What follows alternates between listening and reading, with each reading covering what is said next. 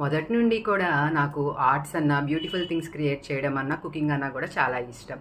పెళ్లి తర్వాత ఎన్నో బాధ్యతలు అయినా కూడా ఆర్ట్ మీద నా ఇష్టం మాత్రం అలాగే ఉంది.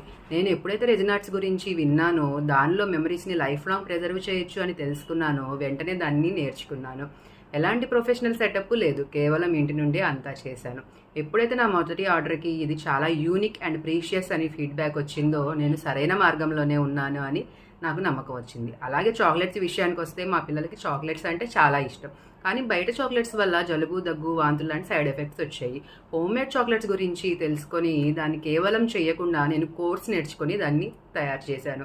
రిజల్ట్ అద్భుతంగా వచ్చింది. ఎలాంటి సైడ్ ఎఫెక్ట్స్ లేవు.